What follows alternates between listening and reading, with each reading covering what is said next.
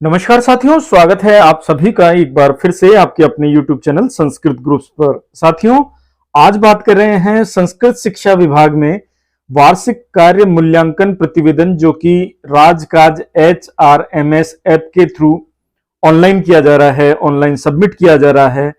तो इसके बारे में एक सामान्य सी जानकारी है जो कि मेरे हिसाब से हर कर्मचारी को ध्यान होनी चाहिए कि आपके द्वारा आपका APAR यानी आपका जो ACR है वो आपके द्वारा सबमिट कर दिया।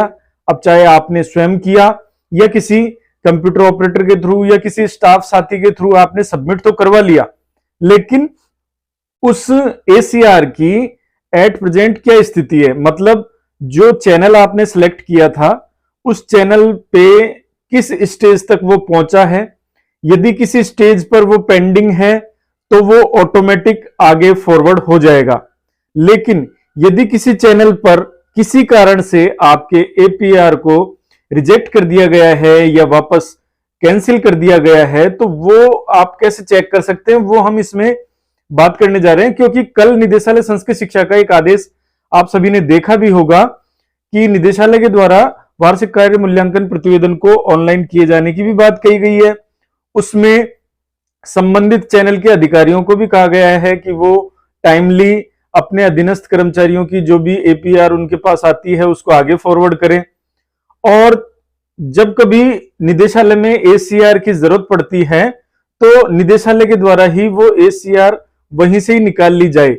ऐसी व्यवस्था और अधिक मजबूत करने का प्रयास टीम निदेशालय के द्वारा चल रहा है। तो चलिए बात कम करके हम सीधे इसका एग्जाम्पल देखें कि प्रेजेंट की ACR का स्टेटस कैसे चेक करें और लास्ट ईयर की जो ACR है उसका हम कैसे चेक करें या कैसे उसको डाउनलोड करें, उस पर हम बात करते हैं। तो चलिए, आपको अपने जो SSO की वेबसाइट है उस पर आना होता है।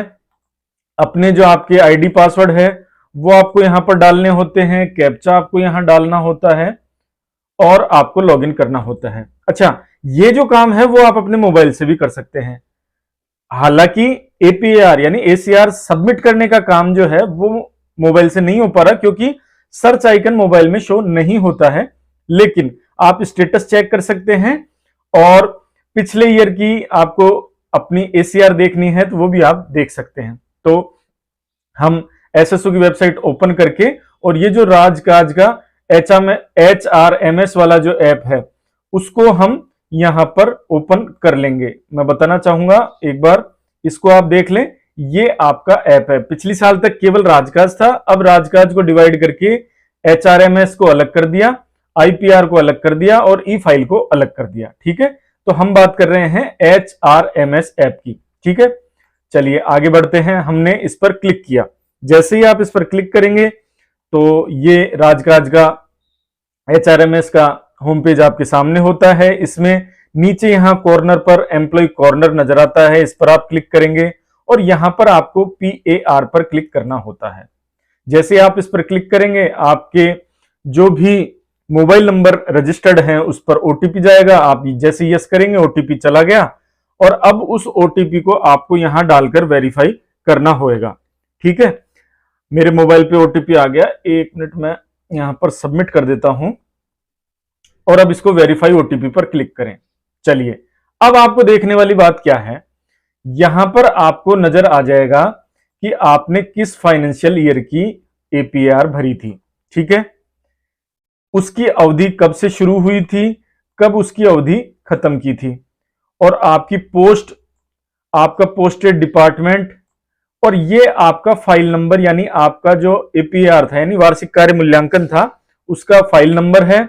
इसके बाद उसका स्टेटस है कि किस स्टेज पर वो है और इसके बाद आप क्या एक्शन लेना चाहते हैं। ठीक है, तो अब इसमें आपको देखने वाली बात केवल ये है कि वो किस स्टेज पर पेंडिंग है। यहां देखिए, यहां लिखा हुआ आ रहा है पेंडिंग विद रिव्यूइंग अथॉरिटी, यानी मैं एज ए टीचर जब मैंने मेरी जो APR सबमिट की थी तो DDO के बाद AD और AD के बाद JD, ये हमारा टीचर्स का चैनल था। ठीक है, टीचर 3rd ग्रेड का। तो रिपोर्टिंग में तो DDO महोदय थे, यानी DDO महोदय के यहां से फॉरवर्ड हो चुकी है, लेकिन रिव्यूइंग यानी जो AD महोदय हैं उनकी ID पर अभी पेंडिंग है। जैसे ही वो यहां से आगे चली जाएगी तो संबंधित एक्सेप्टिंग अथॉरिटी के लिए पेंडिंग दिखा दी जाएगी। वहां से भी जब वो अप्रूव हो जाएगी तो सेंड टू एस्टेब्लिशमेंट नजर आएगा, या पीएआर कंप्लीट या पीएआर अप्रूव्ड, ये चीज आपको यहां नजर आएगी। ठीक है, तो ये स्टेटस आप जरूर चेक कर लें। क्यों? क्योंकि मैंने अभी एक दो पीएआर जब किसी की सबमिट की थी, तो सबमिट करने के साथ ही जब मैंने पिछले साल की एपीआर पर चेक किया तो उनकी प्रोफाइल में किसी न किसी मिस्टेक के कारण, या जो शिक्षकों की अवधि एकेडमिक पीरियड होती है लेकिन उन्होंने फाइनेंशियल पीरियड को सिलेक्ट करके पीआर सबमिट कर दी थी, तो संबंधित जो उनके रिपोर्टिंग ऑफिसर थे उनके द्वारा उसको रिजेक्ट करके वापस सेंड कर दिया था। लेकिन कर्मचारियों को इस चीज की जानकारी नहीं थी और वो इस चीज को चेक नहीं किए, इस वजह से वो पिछले साल की एपीआर उनकी अभी तक भी पेंडिंग है। ठीक है, तो आप ऐसी गलती ना करें, आप इस चीज को जरूर चेक कर लें। ये जैसे ही हम चेक कर लें तो इसको और बेहतर तरीके से देखने के लिए फिर आपको क्या करना है, आपको करना रहेगा जो ये फाइल नंबर है आप इस पर क्लिक करें। जैसे ही आप इस पर क्लिक करेंगे तो अभी तक की जो स्टेज है वो आपको यहां पर नजर आ जाएगी। ठीक है, आपने कर्मचारी ने किस तारीख को सबमिट की, फिर नेक्स्ट लेवल पे वो कब सबमिट हुई, फिर उसके नेक्स्ट लेवल पर वो कब सबमिट हुई। ठीक है, ये चीज यहां पर नजर आ जाती है। इसके अलावा इधर रिपोर्ट की डिटेल आपको यहां पर शो हो जाती है। ठीक है, अब आप कहीं आपको कोई कमी इसमें नजर आ रही है, या यदि आपको किसी कारण से ऑब्जेक्शन लगा के इसको रिवर्ट कर दिया है, तो वो भी आपको यहीं नीचे टिप्पणी में देखने को मिल जाएगा। इस जगह आपको टिप्पणी में नजर आ जाएगा यदि आपकी जो पीआर है वो रिटर्न कर दी गई है। ठीक है, अब आपको क्या करना है, जैसे मैंने इसको क्लोज किया, ठीक है, तो इस तरीके से आप यहां देख सकते हैं। इसके अलावा एक ऑप्शन यहां पर और है, ट्रैक पीएआर। इस पर आप क्लिक करेंगे तो आपको यहां पर आपकी जो पीएआर है वो भी देखने को मिल जाएगी। आप स्टेटस पे जाएं और उसको रिपोर्ट को जनरेट कर सकते हैं, लेकिन इसके बजाय जो शॉर्ट तरीका है वो ये मैनेज पीएआर एसीआर वाला है। आप इस पर जाकर के चेक करें और देख सकते हैं। अब बात आती है कि हम हमारे पिछले साल की जो पीआर है उसको कैसे देखें। तो अभी हमने 22-23 की भरी थी इसलिए ये नजर आ रही है। हम इससे पिछली यानी 21-22 की पीआर पर जाते हैं, इसको सर्च करते हैं तो यहां देखिए आपको नजर आएगा कि पीएआर कंप्लीटेड, यानी आपकी गत वर्ष की जो पीआर है वो कंप्लीट हो चुकी है। ठीक है, अब इसको आपको देखना है या प्रिंट करना है तो उसके लिए आपको करना क्या पड़ेगा, आपको यहां पर जो व्यू जो ब्लू में नजर आ रहा है, ब्लू आइकन में आप इस पर क्लिक करें। जैसे आप इस पर क्लिक करेंगे तो आपकी ये जो आपने लास्ट ईयर भरी थी वो आपके सामने ओपन हो जाती है।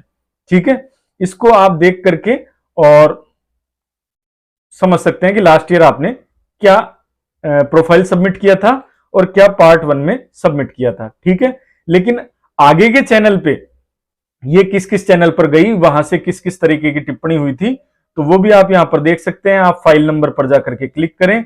जैसे आप फाइल नंबर पर जाकर के क्लिक करेंगे तो वही सारे चैनल आपको नजर आ जाएंगे कि किस किस चैनल पर कितनी तारीख को सबमिट हुई थी और कब आगे फॉरवर्ड हुई थी। और इसके बाद सेकंड इधर की तरफ जो आपको ओपन हो रही है आपकी प्रोफाइल हो रही है। लेकिन इसके बाद आप इसको प्रिंट कैसे लेंगे, तो यहां कॉर्नर में आपको आइकन नजर आएगा प्रिंट का। आप इस पर जैसे ही क्लिक करेंगे तो आपकी ये जो एसीआर है वो आपको ओपन हो जाएगी और फिर आप उसका प्रिंट ले सकते हैं। ये देखिए मैंने प्रिंट पर क्लिक किया तो ये मेरे सामने ओपन हो गई।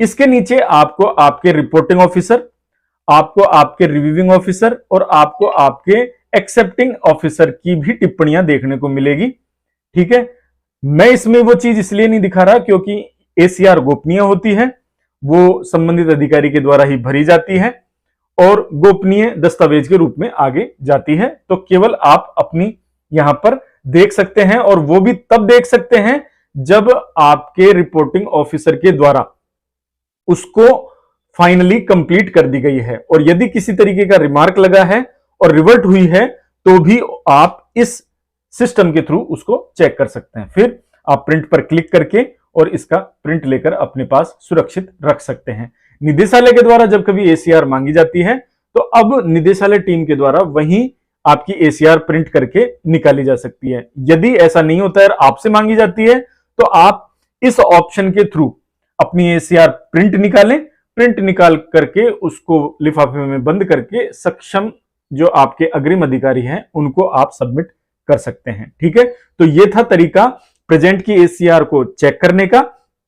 और इससे आगे जो आपने पिछली एसीआर सबमिट करी थी उनको प्रिंट लेने का। हालांकि इसमें एक नई चीज और है, वो भी मैं आपको एक बार बताना चाहूंगा कि ये पोर्टल 2015-16 से अब तक की एसीआर भरने की आपको छूट देता है। कैसे?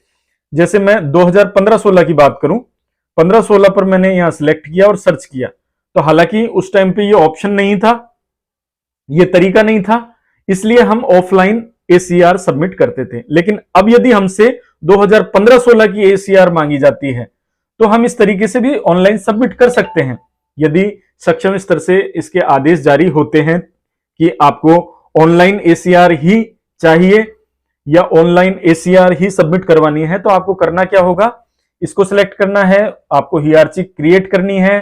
क्रिएट करके तत्कालीन समय के या वर्तमान समय के अधिकारियों को यहां सेलेक्ट करना है, सेव एंटाइटल करना है।